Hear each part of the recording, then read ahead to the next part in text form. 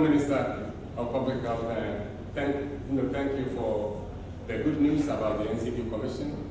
The only thing I would like to add is in the past we've been told, yes, it's been approved, but then we don't see it. So please, I think we need about 6 to 9 people. I'll look at the file again. Please have those 6 or 9 people appointed so that you set some time frame for the people so that the people can work. For support. Thank you. Vice Chancellor, it's a pleasure. This is the second time that I'm joining the panel, but I'm always put last, so I don't know what is happening. I was going to say, I come from Ghana and I had a member of parliament, and people were saying that the only comment he makes on the parliamentary floor, he will wait for someone to talk, and then when he gets to his turn, he gets up and says, I concur. So, in no time, they called him Mr. I concur. I was going to say that I concur because I've heard so many WHO remarks that I thought the global aspect has already been dealt with. Dr. Paloma Martin, it's always good to work with you.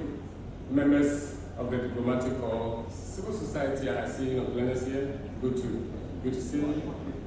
Colleagues and the media. Myself as well, my secretary told me the meeting is going to be held at Eldorado, Rome. Eldorado, Rome. And this is the second time that I've talked about alcohol and the issue of Eldorado, because I remember I was on a panel again, on a TV panel, and the moderator said, you're not telling us to stop drinking alcohol because our name, the Guyana label is all over the world because of Eldorado. Please don't stop that. Well, we are not talking about stopping drinking, but we are talking about responsible use of alcohol. It hurts me to say that after the Port of Spain declaration in 2007, it is the Caribbean that started the movement in the whole world. And you go and look at the data again. In the whole world, in terms of, especially in obesity and diabetes, we were off the chart. The second happened to be the Pacific, and when I talk about the Pacific, I'm talking about Micronesia, Solomon Islands, Kiribati, Samoa. Now they have surpassed us. So what are we doing? I think it's an opportune time that we are finding ourselves, and I don't want us to call it as a rebel. Now my task, I've been told, is pulling it all together, the global perspective on NCDs and public health.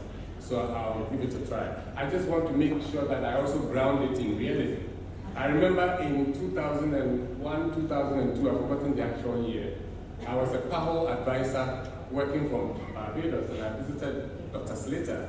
He was Minister for Health in St. Vincent and in the Grenadines. When I finished my work as a consultant, I needed to debrief with him.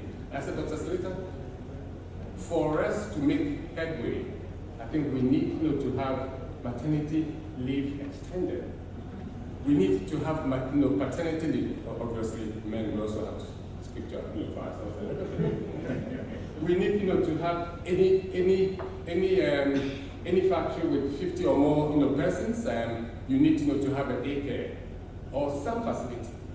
I went on and on and on and on. When I finished, Dr. Slater turned to me and said, is Paho going to give us the money?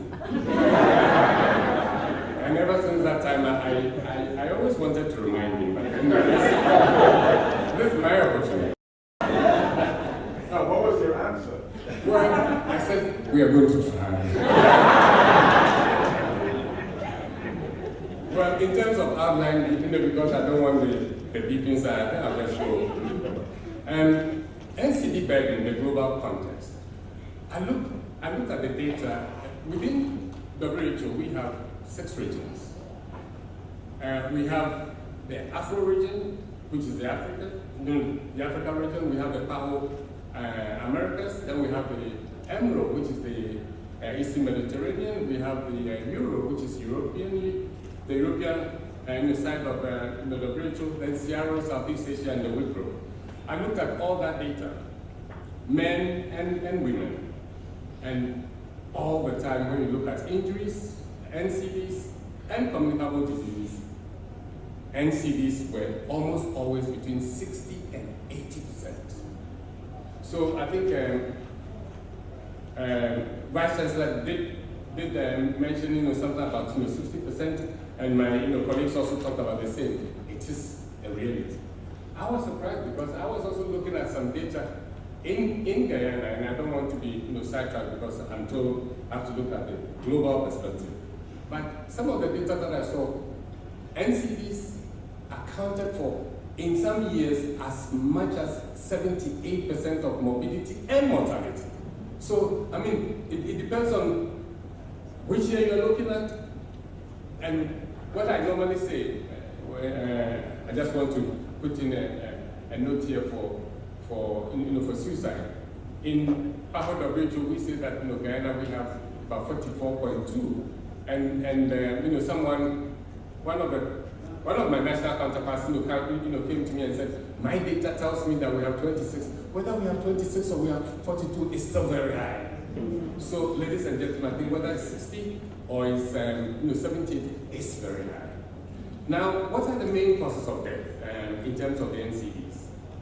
In fact, when I look at the NCDs and then the communicable disease injuries and then ill-defined causes, NCDs alone globally is 78%. Communicable diseases is about 8-9%. And I'm still surprised why HIV still has a lot of money.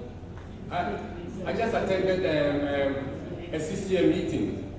Global Fund is giving the country, and I'm not saying that tell Global Fund to take the money away, but Global Fund is giving the country 6 point something for HIV, 1.5 for malaria, and 500,000 for TB. And I was telling myself, well, I wish I could be a champion for NCD. The facts in the Americas, disease burden, cardiovascular disease. I think my colleagues have already talked about the conditions that constitute the NCDs. But if you look at the various parts of the NCDs, 45% are cardiovascular, 30% cancers, chronic respiratory diseases about 10, diabetes 8, and then other NCDs 7. I think we need to have a handle on that. I was trying to look at also the resolutions that have been passed, and I counted 1, 2, 3, 4, 5, 6, 7, 8, 9, 10, 11. I think we have enough resolutions. Let us look at best, don't let us pass anymore. Let's just take the one that was done in Port of Spain. Even within our country, we have a lot of targets set. Let us move on. Rather than setting more and more resolutions and setting ourselves targets that we don't even try to meet. Global context again. 2011, we had the UN high-level political declaration. And in fact, 2014, we had the first review that was done at the General Assembly, and I remember His Excellency actually attended. So it is important, and if it's important, let's get on with it. What are the processes? WHO NCD plan of action and one WHO action plan was done in 2013, and member states have come on board, to have it as a plan of action that they're going to adopt. So we have some blueprints. Let's move on with it.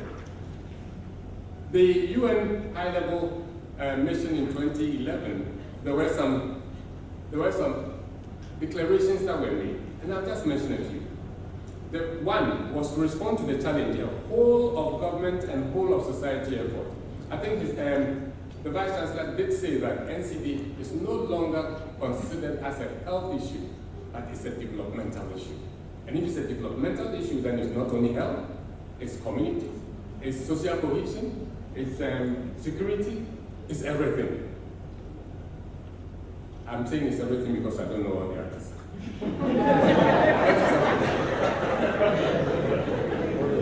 When I say all the others, I mean the names of the ministries that I don't know. Reduce to raise factors and create health-promoting environments. Health-promoting environments, yeah, someone talked about parking meters. I wish we could put a parking meter somewhere where people will then park their cars and actually walk. Sometimes the parking meters are just around where they are going. So then, what are we doing? I joined a gym in New York some time ago. And to go to the building, as you are approaching, they don't even allow you to use your energy to open the door. As you are approaching, someone is coming. It opens the door for you. As you enter, an escalator takes you to the second floor. And then you go and hop on something and start running. I said, why did you walk? I think, all right, I'm done. We need to strengthen national policies and health systems. We need to build partnerships, research and development, monitoring and evaluation. I think these are things that must be in place. What have we gained from the UN high-level mission? Political commitment. And in Guyana, we do have the political commitment. Let's ride on it. I remember Bush, his second term. The first time he didn't win that is it. He went to a good school. He didn't win the popular vote. The second time he did win, what did he say? He says, I'm going to ride on my no.